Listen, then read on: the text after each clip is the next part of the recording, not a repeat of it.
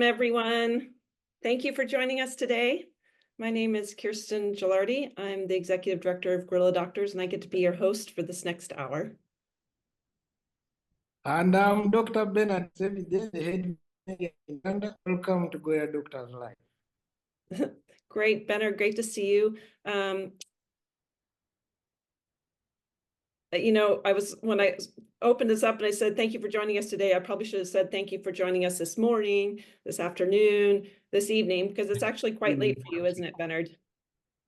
Yeah, it's 8 p.m. here, actually peak time power-wise. So if any of us suddenly disappears, sometimes maybe that power is out, but it sometimes comes back on. Yeah, it's evening, 8 p.m. Welcome to Gorilla Doctors Live. Thanks, Bernard. Yeah, thanks for the heads up about the internet sometimes being iffy. We hope that doesn't happen because we absolutely love doing these GD Live events. It's so fun for us to connect with people who share our passion for gorillas. And it's really fun for us also to just give you some insight on our organization and how we do our work. A couple of things before we get started. Please post your questions using the Q&A button along the bottom of your Zoom window. And be sure to include your name and where you're joining us from. We have some time at the end of the hour to answer as many of your questions as we can in the last 15 minutes or so. So before Team Uganda joins us, Dr. Bernard and I have a very special guest we're excited for you to meet. Annette Lanjou is the CEO of the Arcus Foundation, which provides support for ape conservation programs around the world, including gorilla doctors. Annette, are you there? Yes, I am. Hi, Annette. Hello. It's a pleasure to have you join us. Thank you for Welcome. thanks for making the time. I know you have a busy day. You have a board meeting ahead of you. You've flown from the UK to New York City. So just thanks for joining us today. Well, thank you, Kirsten and Bernard. It's just so wonderful to speak with you and to have this opportunity. So thank you so much for inviting me. Annette, can you give us a quick overview of the Arcus Foundation and its focus on great ape and gibbon conservation? Sure. So the Arcus Foundation was actually established in the year 2000 by John Stryker, and it's a private philanthropic organization that is focused on both social justice and species conservation. But within each of those two rather broad program areas, we have a very specific focus. On the social justice side, we want to really ensure that lesbian, gay, bisexual, and transgender people can live in safety and security, and with dignity and respect for the diversity that exists in humanity. And within the species conservation program, we have a focus on great apes and gibbons that can, and to ensure that they can thrive in their natural habitats with respect and value for the diversity of life on this planet, human and non-human, and their intrinsic right to exist. So the foundation provides grants And as such, we are the largest funder in the world of ape conservation and one of the largest funders for lesbian, gay, bisexual, and transgender issues. But our emphasis is also on building strong, collaborative, and holistic conservation movements. And that is evidence-based and impactful and intersectional, because we understand that conservation touches on pretty much every aspect of human and non-human life. And a perfect example, actually, of that intersectionality is health and disease. Humans and non-humans are so similar, and non-human apes are affected by many of the same diseases, the same stressors, and the same issues that humans are affected by. And we have a series of volumes that we've produced in collaboration with many partners. And it's a 5-part series called The State of the Apes. And our latest volume, which has just come out, focuses specifically on disease, health, and ape conservation. And it brought together the enormous knowledge, expertise, and experience of a large number of wild animal veterinarians from around the world. So it's co-authored by a whole host of experts, including gorilla doctors. Yeah, that's an important volume for us and a significant area of concern with respect to ape health and conservation. As Annette has hinted, we are seeing an increasing number of close interaction between people and great apes, and largely because of the shrinkage of the habitat and the corridors. So as we know, gorillas and other apes are highly susceptible to human diseases, and that increase not only increases the health risk both to humans and apes. So the volume number 5 really focused on the issue of health and disease in great apes as now major concern of their long-term survival. And we're happy to contribute to that volume. That's right, Bernard. And that's one of the reasons why we produce these volumes, because all of our volumes, all the previous volumes have focused on other key threats to apes.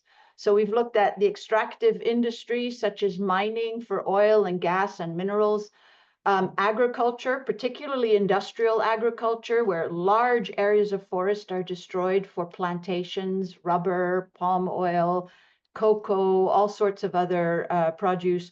And then also infrastructure development, the building of roads and bridges and train lines and hydroelectric power dams.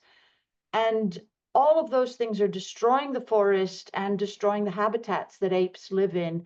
But the 4th volume also looked at the illegal wildlife trade, the hunting and the capture, both live and killing for food.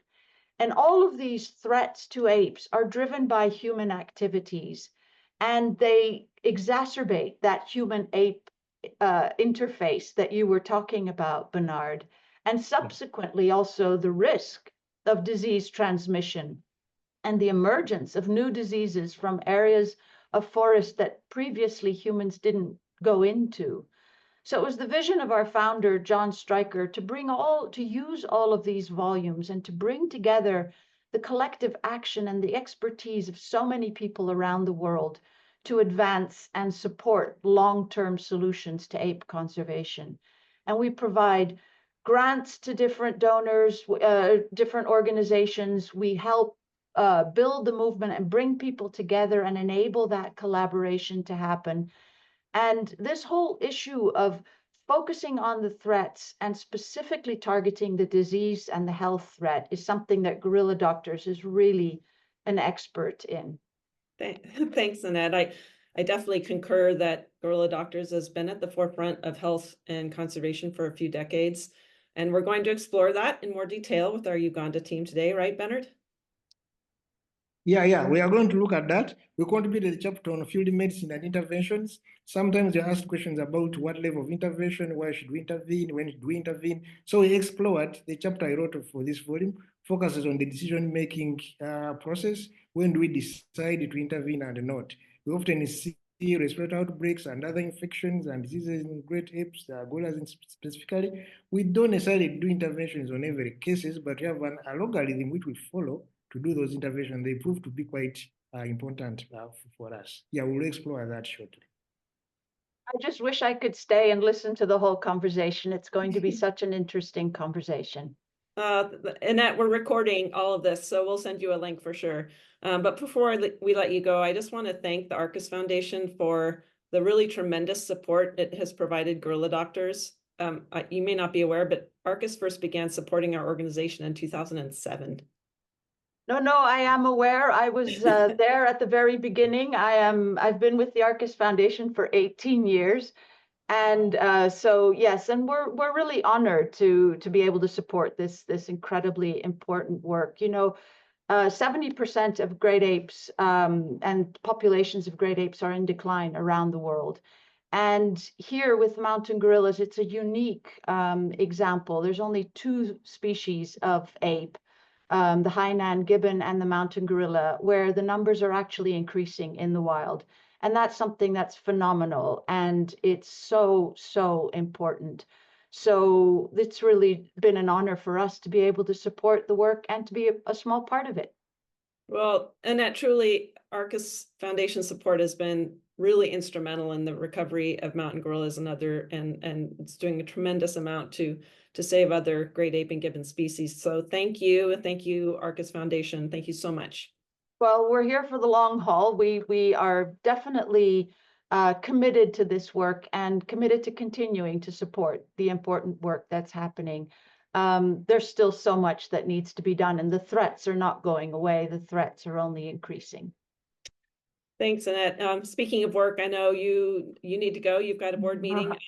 Just a thrill to have you help us kick off this event. Thank you again for joining us. Thank you, and I look forward to seeing the recording. And I hope you have a wonderful conversation, and I hope everybody participating really enjoys listening to the conversation. So bye, Great. everybody. Thanks, Annette. Bye. Bye. Thank you. Thank you. Bye. All right, Bernard, time to get your team. Okay, so Team Uganda, Ricky, are you there? There they are. Hello. Good evening. Hello. Okay, welcome. Thank you for joining. Now, with that, I would want to ask our Team Uganda members, please, can you introduce yourselves? Maybe let's start with Fred. Thank you, Dr. Bernard. Thank you, Dr. Kirsten, for this. I'm Fred Nizeimana, Senior Field Veterinarian with Gorilla Doctors. Have stayed with the organization for 14 years. It's a pleasure having you tonight for us and this morning for you.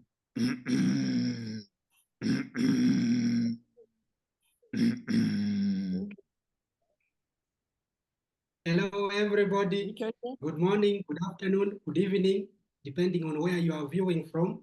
I'm called Dr. Ricky Okwirokelo, but you can also call me just Dr. Ricky if it is too long. I joined doctors 10 years ago as a field veterinarian, but I have now become a senior field veterinarian since I last did this event. Thank you very much, and I'm happy to talk to you live from Bwendi Impenetrable National Park. Thank you. Hello, everyone. I'm the newest Gorilla doctor on the team. I'm Dr. Bukama Nelson, and I became official Gorilla doctor just last July. Nice to meet you all. But Nelson, you've been working with us previous, right? Right, as one of our project veterinarians. That's correct, and I'll be talking more about the work that I did under that project later. Okay, thank you all. Thank you all. It's great to be together. As we have just talked with Annette, we are going to recreate for our viewers a scene. We just did an intervention last August. Rick and Fred performed an intervention in the cattle group. Our gorilla groups are named. We know which group, which individual we work with.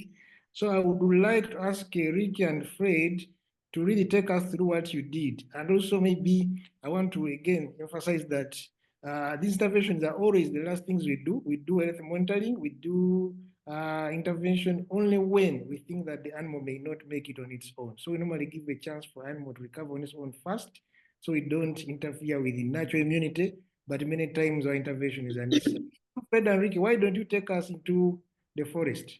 Yeah, that's Bernard, excellent point, and thank you for making it. Yeah, Fred, Ricky, take us into the forest with you. Thank you, Dr. Bernard. Thank you, Dr. Kirsten. Our patient for this session is adult female Malaika from Katwe Group, Bwindi Impenetrable National Park. She has been losing condition, losing weight with hair loss. And we are going to share with you, it was a case of gastrointestinal parasites. For our audience, please, you can also remember gastrointestinal parasites as worms or helminth. Thank you. Yes, our case and recovery was extra critical because she also had an older infant that she cared for. And as Dr. Bernard just mentioned, performing an intervention is always the last step when it comes to keeping our Golla patients healthy. In this case of Malaika, we had been monitoring her body condition and activity levels for some time. We also collected fecal samples to analyze for the presence of parasites and pathogens. This is very important specifically because it can help us to identify what is causing an illness to that particular gorilla. Thank you, Dr. Ricky. An intervention was necessary for adult female Malaika. Being an adult with an infant was very necessary to perform an intervention. And to save her life, it was very critical, and given our clinic or the forest, Bwindi Impenetrable National Park for this case is, as we jokingly call it sometimes, impenetrable. You cannot see even your neighbor. Steep terrain, muddy, and falling is inevitable. We had to make sure the infant is being taken care of one of the silverbacks. And then we never wanted to allow them and silverbacks charging at us. We left our field station to be able to catch up with our work at 7 a.m. early in the morning. And we took around 3 hours to locate the group. Yes, actually, at the time the gorillas were feeding, when we met them, the gorillas were feeding and they were moving along a very steep ravine and low dense vegetation, and it was really very hard to see them. And it was another few hours before we moved to a location where we could see them because it was flat and open, and we could really assess now Malaika's condition when the vegetation was open. Fortunately, once we did locate the gorillas, and we made sure the infant was with one of the silverbacks, then we started off, and then we never wanted to interfere with the silverbacks going forward, and we were careful. Yeah, and the fact is we always carry our field supplies, the veterinary supply, with us whenever there is an intervention. Yeah, Ricky, we run a mobile vet clinic, right? I like to say that we don't have a gorilla hospital. Our hospital is the forest. Yes, Christine, we have a full medical kit in our backpacks, so we can be ready for almost any field emergency whenever necessary. And for this case, we plan for our intervention strategy and prepare the medication in advance so that we could dart Malaika with an anesthetic. Yes, Dr. Ricky, darting can be very tricky and can take, we took our time to find just the right moment. And our patients keep moving. The silverbacks sometimes get interested in what we are trying to do. And when we want to dart, we want to make sure the silverbacks or the gorillas do not connect the dart with our presence. And we don't want to risk the opportunity of giving the treatment to the gorilla that needs it. For that moment, or we don't want to risk an opportunity for administering treatment in the future.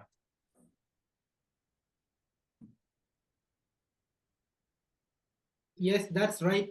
Once Malaika was anesthetized. Yes, Fred, can I hear you? Yep. Yes. I can hear you. Yes, my network is cutting off. So once we had that successfully anesthetized, we quickly worked to provide medication and fluids and collect samples for analysis back in our laboratory. And as you know, diagnoses are always essential for determining the underlying cause of illness in the gorillas. So when we conduct an intervention where the gorilla is under anesthesia, we use it as an opportunity to also complete a physical exam and collect other samples like skin scrapings, the swabs, blood, hair, and many other samples for additional analysis. Thank you, Dr. Ricky, for that elaborate detail. On this particular day, our intervention team was very ready, kept an eye on the location of the silverbacks. And fortunately, the dense vegetation also in the forest worked in our favor. Yes, Fred, it was also fortunate that our infant stayed with the silverback the entire time we were doing the intervention. Otherwise, it would have been a completely different story. Very fortunate indeed.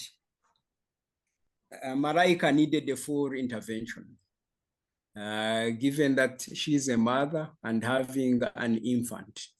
An intervention was very necessary. And indeed, from my recent visit from Malaika, we've noticed visible full recovery with her body condition score getting better every day. I observed her feeding very well and being part of the social interactions within the group. She was grooming and interacting actively with the rest of the members, which is a success to the team. Yes, Dr. Nelson, we are always very happy and excited to see one of our patients recover from anesthesia. But it is even better for us when we visit a gorilla after a day or months after an intervention to see how the gorilla returns to health. And for this particular case, Malaika, we are very excited to see her improving in the health. And indeed, from the image shared, you can see on the left with her shiny black haircut coming back, and that's very promising. She looks so good. What a difference. Thank you, Fred and Ricky and Nelson. I love this case because it's such a clear example of saving a species, one gorilla at a time. As Annette mentioned earlier, there are just over 1,000 mountain gorillas left in the world, and so every life is essential to their long-term survival and to the survival of the species. And so this case it's so remarkable and wonderful also because when we can save a female that also has an infant, it's like double the impact. Yeah, I think, Christine, you're right. We've had cases before we've saved, and we have done a few studies, comparisons. And one of the things we're going to do next, now talking about numbers, is the census. We're currently in the process of planning the next census. We do a gorilla census every 5 years, but it has been 6 years now for so many other reasons. So we're eager to know what the new numbers are. The census process is slow, steady, intensive process, and of course involving many partners, as you can imagine. But their threats are always there. So when we do a census, we're able to see our impact, whether what we are doing is making sense, but also we learn from our intervention that in the do interventions versus wild animal groups differences also in the census. There's literally a lot we learned during the census, and we are eager to do that next. Next year, I'll be able to come back with the new numbers. As Christine said, we're just over 1,000. We are just also fingers crossed that we're above that number. Let's hope for what the next census brings. Yeah, and Nelson, I'd like you to discuss our wildlife surveillance work and the importance of that to both human and gorilla health. And I'd also like you to tell us why, what is this with people calling you the guy with the sweet things? Thank you, Christine. And as earlier it has been mentioned that humans and wild animals were indeed sharing the ecosystems. And when you come to Bwindi Impenetrable National Park, we have some individuals who consistently cross over into human communities, and those are baboons and other sympatric species like monkeys. Personally, I've developed this sort of like intricate relationship with baboons in specific, in that when I show up, they can tell my voice, given that I'm the guy with sweet things. As I conduct my wildlife surveillance, I'm always creating a barter trade with them. I exchange my swabs that are soaked into honey for their saliva that they provide to me when they chew on these soaked swabs. Indeed, honey, why we use honey is that it is naturally existing in the wild, and we're not introducing anything foreign to these guys to sort of like create a conflict with the human communities, as they may be giving them yellow bananas that they will start roaming into the crop rates. But the honey is also existing in the wild. And as they are chewing on the swabs, they are providing me with saliva that I later on take to our labs for pathogen surveillance and detection approaches. Thanks, Nelson. For our audience, this is a great time to remind us all that we really don't want people feeding wild animals. But in this situation, this is a really important method for us to collect biological samples from wild animals and to get the data on potential pathogens in the environment. And again, we're talking about pathogens that can impact the health of both humans and gorillas. Maybe, Christine, can I clarify that we never do this method Nelson is describing with the mountain gorillas? We do this method of sample collection from animals that are already regularly coming into close contact and direct contact with the people. Baboons, monkeys, mosquito vectors, and other insects, these are animals which are always constantly overlapping with humans. So for us, we use these to serve as the disease sentinels. Thanks, Bernard. That's a really important point. And just to clarify what we mean by disease sentinels, these are animals like baboons and monkeys and mosquitoes, which are constantly overlapping in time and space with humans. So these animals, these disease sentinels can carry and potentially transmit pathogens, help us know when or if there are increased risks for human health. And indeed, correct. Yeah, that's very correct. Very correct. I think I want to. Next one, guide. Yeah, and sure, given that we are collecting these samples non-invasively, which I term as compassionate medicine, the biological samples from these animals help us to monitor both spillovers and spillbacks. And indeed, we're able to know what pathogens are circulating within the ecosystems and which pathogens could be passed over to humans, including tourists who come to see the gorillas and these animals, the communities that are around the parks, but as well, which pathogens can be passed over back to the wild animals. And indeed, this information or this knowledge is critical for us to be able to catch the pathogens right in a place when it spills over, or as well prevent the pathogens from spilling over in the first place. So indeed, this disease surveillance, which involves me presenting these guys non-invasively with the honey-soaked salimatic swabs and collecting saliva from them non-invasively without causing any stress to them, enable us to assess these spillovers and spillbacks. And indeed, as I'm doing this work of interacting with baboons and collecting samples from them as the guy with sweet things, on the other side, Dr. Ricky is trying to catch mosquitoes into the net. Ricky, can you tell us about the mosquitoes? Thanks, Nelson. Ricky, before you tell us about the mosquitoes, I just want to point out for the audience that we use these terms spillover and spillback. What we're really talking about is that pathogen transmission from wild animals into human populations, but potentially also back to wildlife. But Ricky, you work with a lot of wild animals too. Tell us about your work with mosquitoes. Yeah, so now, Kristen, you see, sometimes catching a mosquitoes might be harder than darting a silverback, because as you know, mosquitoes, you have to trap them at night. Sometimes you are deep in the forest there, it is raining, soaky, and you have to spend your whole night in the forest. But thank you, Nelson, for saying that. I do spend more time than I ever imagined capturing and collecting mosquitoes. But as you know, mosquitoes are carriers of vector-borne diseases of great threats to human health.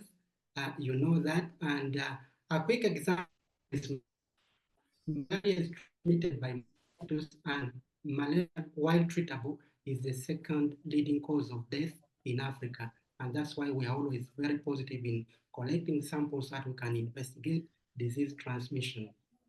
Yeah, maybe to clarify on Rick, what you're saying, vector-borne, just that means the mosquito is the vector through which a parasite is transmitted to humans. So they will call them insect vectors. They basically transmit the parasite to the humans, but they are not affected by those parasites, right? That's correct. Thanks, Ricky and Nelson. Thank you for telling us about this really important and ongoing work of ours. And of course, since gorillas share more than 98% of their DNA with humans, most of the pathogens that make humans sick can also make gorillas sick.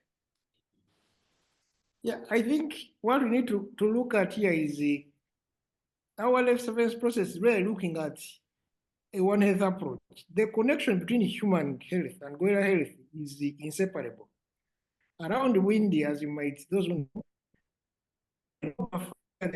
and where the communities begin. So we see agriculture activities going right up the boundary of the park. So you have an interface where people and animals can move freely in and out of the park. That, of course, that connection increases overlap. And we are seeing a situation where the increasing between animals and people is what is a big concern for us. And that's the area where we focus on with our emerging infectious disease surveillance.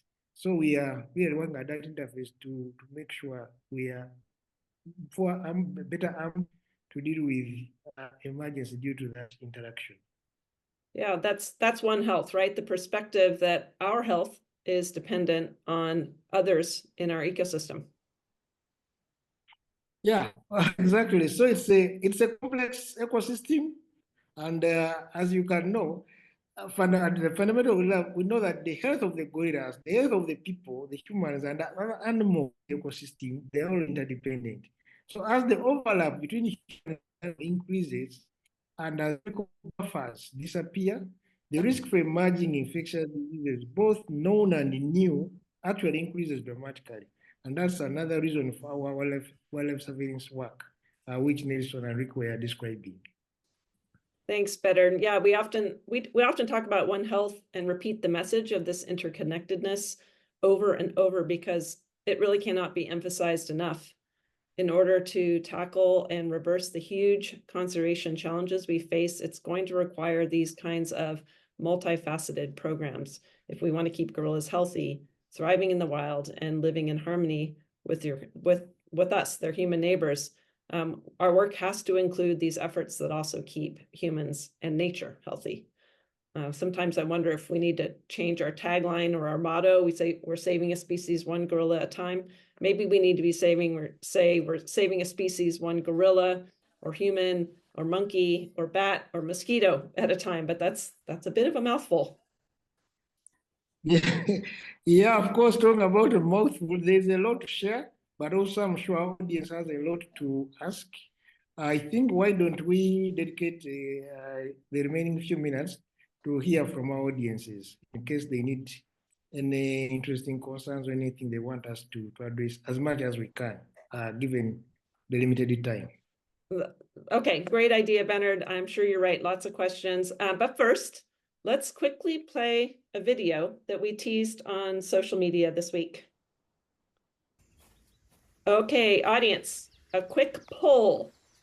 Who do you think this is? Who is wearing those crazy socks that don't match? We'll reveal the correct answer at the very end of today's webinar. So there you should see a poll. Guess which of our veterinarians likes to wear crazy socks? Okay. All right, while you're filling out the poll, I'm going to go to our Q&A and field some of your questions. You guys are asking, the audience is asking fabulous questions.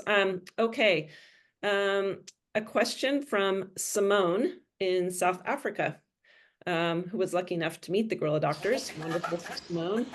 How did gorilla doctors get started? Bernard, I'm going to direct that question to you because you have been with gorilla doctors for so very long. Why and how did we get started?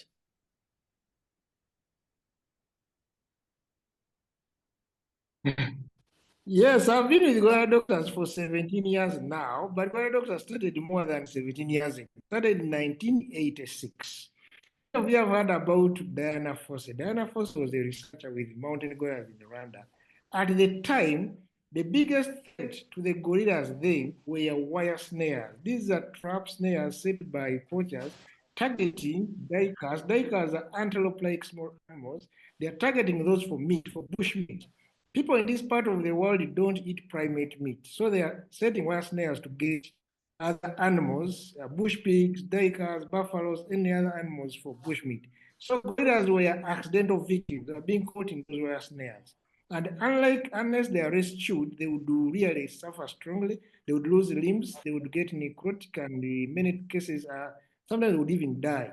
So what Diana needed, she needed a vet who can come and anesthetize gorillas for purposes of rescuing or removing the wire snares.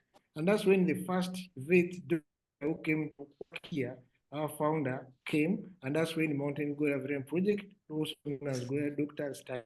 It started as a project basically rescuing gorillas from wire snares.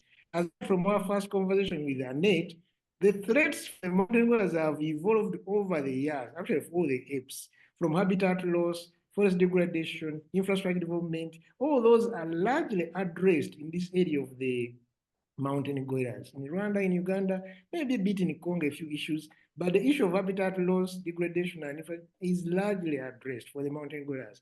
So the biggest threat that remains now are diseases. And as you can imagine, gorilla doctors has evolved from rescuing gorillas from wire snares to now managing clinical diseases, just as Dr. Rick and Fred described for you on that intervention. These are diseases that are affecting gorillas away from wire snares, but which actually they can die from if not treated. That's how Mountain Gorilla Veteran Project, also known as Gorilla Doctors now, started. Thanks, Bernard. Yeah, I mean, we went from a single veterinarian who came over from the United States of America to be in Rwanda and serve as the mountain gorilla veterinarian to an international team now of Ugandan, Rwandan, and Congolese veterinarians. And that's something we're super proud of, and it's the way that we do wildlife conservation now, right? The people in the country are the experts, and they're the ones doing the hard work. Okay, we have this kind of a similar question from a couple of our audience members. Anita in Southern California and Gary from the USA both asked about tourism.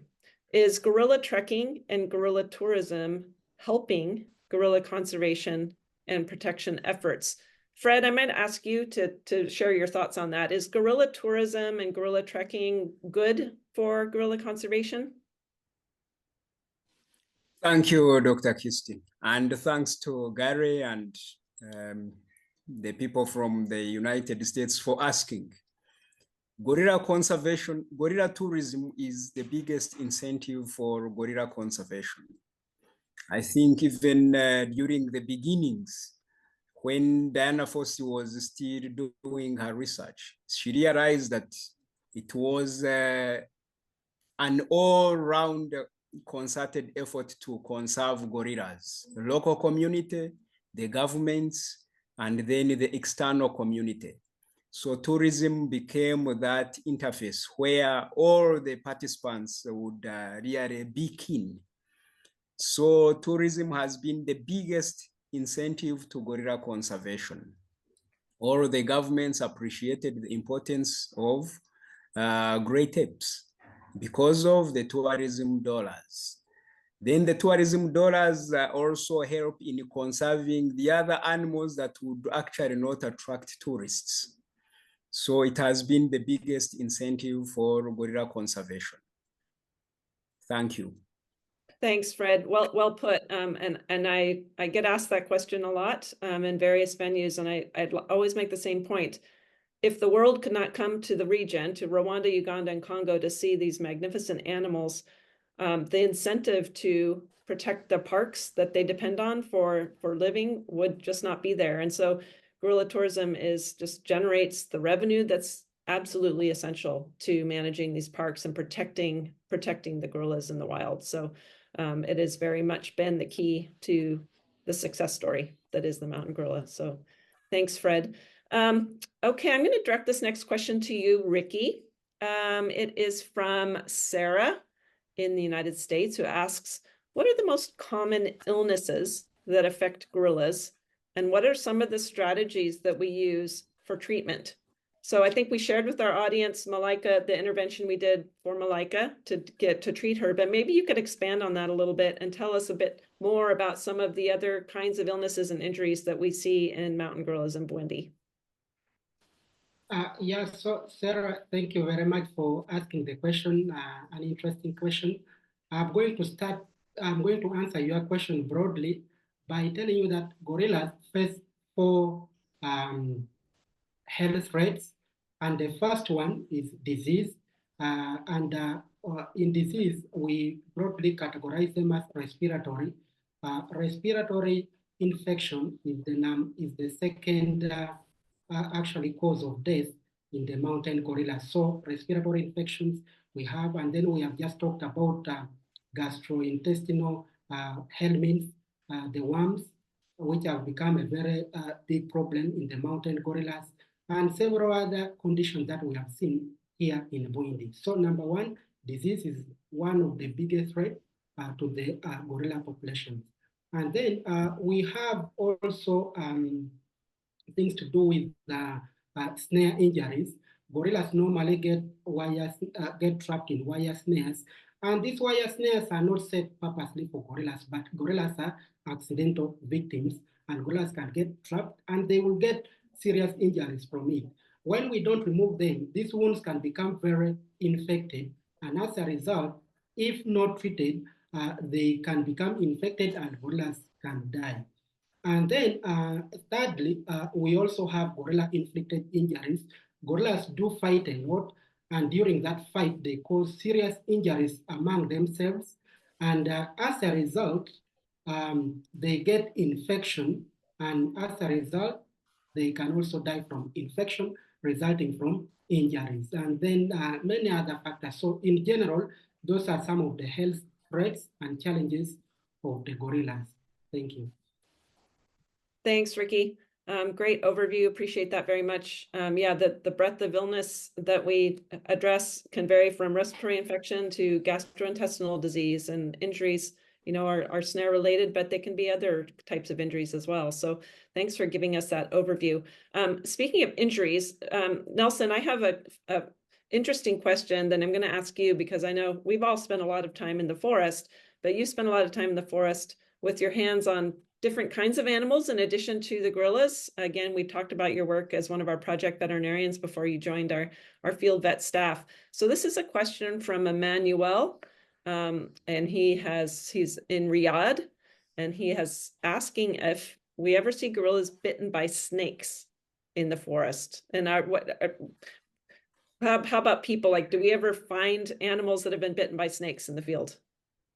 Yes, thanks, Emmanuel Silverback, aka Silverback. Yeah, indeed. It's an interesting question that you've posed, and the wild animals themselves are naturally existing with these other animals in the wild. We have forest elephants, we have buffaloes, we have snakes, and we have all sorts of other animals. And I would say that probably accidental gorillas could be victims of snake bites, but we have not recorded any of that in Burundi, and neither have we recorded anyone being bitten by a snake from Burundi Impenetrable National Park. Dr. Fred, Dr. Ricky, and Dr. Bernard can tell you that we have out forest encounters, but most of the times they shy away. They tend to read us that we are within their vicinity, and they tend to shy away. And I think the same applies for mountain gorillas. But accidentally, that could be a possibility out there. And indeed, if it happens and we have it in our loop, as gorilla doctors would come in to intervene in that particular scenario. Yeah. Thanks. I think maybe next one, maybe to emphasize, there are snakes in Windy. We have met snakes several times. We have never been bitten by snakes. As Nelson has said, snakes will always shy away and will never try to get to them or catch them or anything. Yeah, it can be an accident, just like it can happen to humans, but yeah, we have not seen those cases. But there are snakes, several types, several species of snakes in Windy. Yeah. Hey, thanks, Bernard. I'm going to keep you on here. This next question's for you. It's from Sibyl in South Africa. And the question is really around Bwindi Impenetrable National Park and how close it is to the Virungas and the other protected areas where gorillas live. What is that distance? How long ago were perhaps the forests of Bwindi and the forests of the Virungas actually connected? Can you speak a little bit to the fact that mountain gorillas live really in just 2 parts of East Central Africa? Yeah, mountain gorillas are living in 2 what we call isolated forest islands, one in the Virungas, one in Bwindi. So Bwindi is technically connected to the Virunga National Park. Virunga is big, extending from what we call the Mikeno sector. That's the mountainous area of Virunga, stretching all the way from Rwanda towards the Goma, and all the way to Semlik, north of Uganda. So there are 3 sectors of Virunga, right? The Mikeno sector, the central sector, and the northern sector. So Bwindi is connected to the central sector of the Virunga via Sarawe, but that sector has no gorillas, has no forest, a savanna park. But the forested park of the Virunga is further south. So these islands, we call them island forests, separated several years back.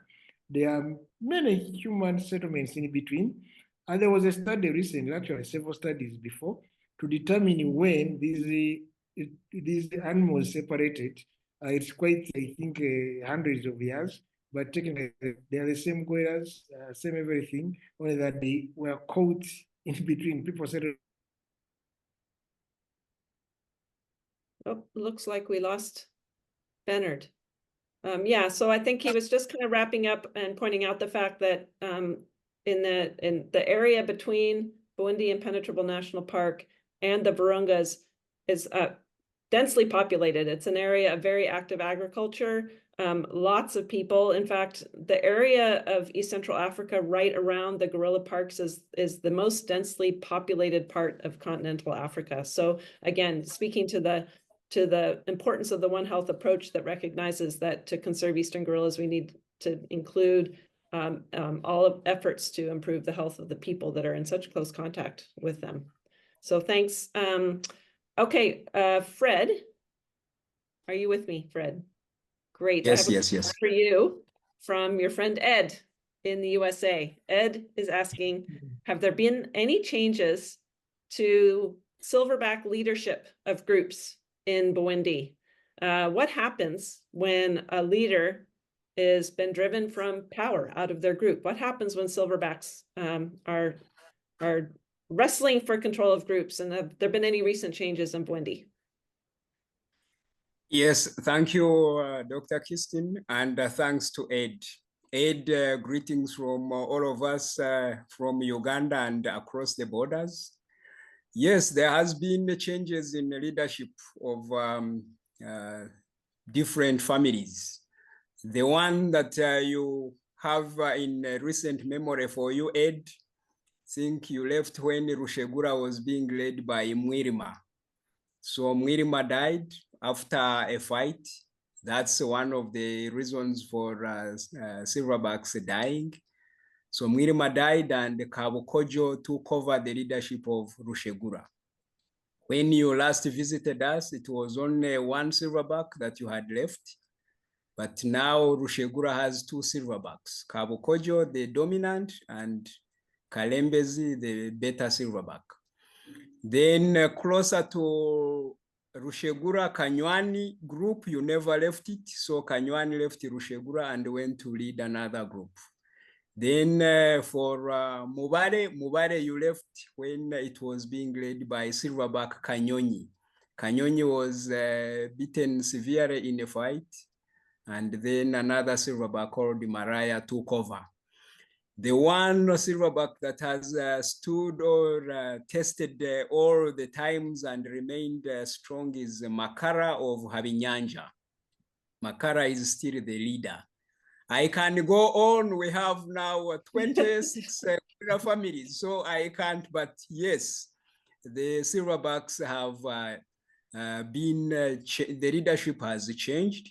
And then to your point, where do they go? When there is a fight and one charismatic, stronger silverback takes over, and the other silverback, the deposed one, cannot withstand the challenges and the pressure of the family, may leave the group and live a solo life, what we call solitary silverbacks, and maybe have an opportunity in the future to have another group that he can defeat and also gain another family. But they leave their families, live a solo or solitary life. And those that are submissive enough can remain around and make sure they don't get near the females and feed from the flanks. And then they maintain their peace within their own family. We have examples of that as well. So to just answer briefly, it's a long story and a beautiful one. I stop here. Thank you. Fred, thank you for painting such a vivid picture of the life of the social life of these gorillas and how complicated it can be. And I think we're getting close to being out of time, but I want to ask one last question. Ricky, I'm going to ask you, and this is just simply, we celebrate every time infants are born. I think you've all seen pictures. They're absolutely precious, and we love it when we can celebrate a new baby. How many babies does an adult female gorilla have in her lifetime? Roughly, I know there's not an exact number, it varies, but this is a question from Teresa. How many infants does a female mountain gorilla have in her lifetime? I think we can start with the calculation. A gorilla, the lifespan of a gorilla is between 45 to 50 years, but I can put it at 45 years. And we very well know that most gorillas stop giving birth at around 40 years. Then the age at which a gorilla gives birth is normally 9 to 10, but we can give it at 10 years. So basically it means we have 40 minus 10, which is 30. So we have 30 years of an adult female giving birth. Now, I'm going to bring another scenario. Most gorillas in Burundi gives birth after every 5 years. So it means that's about six infants, right, Ricky? So that's about 6. Roughly 6. In summary, okay. Yeah, thank you very much. Great. So Thanks, between Ricky. 5 and 6. Thank you very much. We're almost out of time. I'm watching the clock. Before we all sign off, I'd love to hear from each of you once more. Bernard, let's start with you. Yeah, well, I must say that Anna was not enough to tell our story. We have a lot to talk about.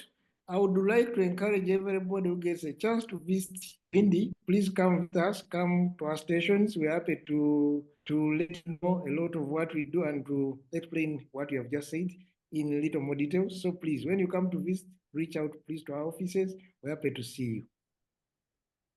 Yeah, and not just Uganda, but we also have teams in Rwanda and Democratic Republic of Congo. You can do a regional gorilla doctor tour. Well, indeed, I'm overwhelmed by the numbers that we've had today, and indeed, looking forward to those who are coming to visit us. And be sure of having a treat from me as the guy with things, but as well, I'm the guy with the socks. Ah, Nelson. Nelson's the guy with the socks. I don't know how, here are the poll results. All right, pretty evenly split between our Uganda veterinarians. But let's see, 28% of you figured it out. All right, well, we're all waiting to see your socks, Nelson's. Thanks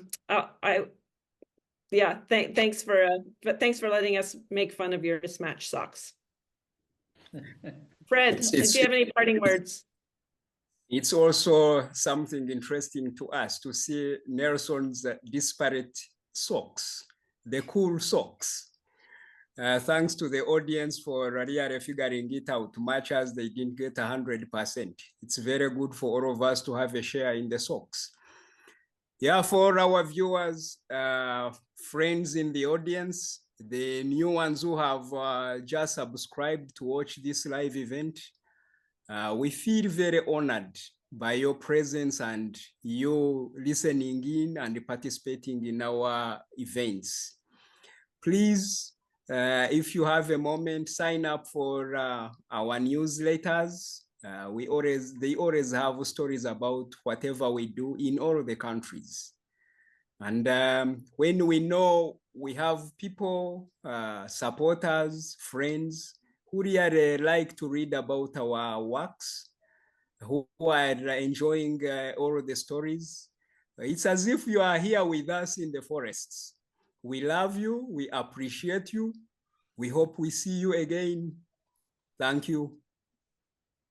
Fred, thank you. You always manage to say such beautiful things. I want to add my thanks. It's true. We can't do this work without you. Thank you so much for joining us, for your wonderful questions, and most of all, for your very loyal support. Thank you for considering a year-end gift to gorilla doctors so that we can keep our gorillas healthy and in the wild where they belong. I wish you all a wonderful holiday season. Thank you so much for joining us today. Happy holidays. Bye. Happy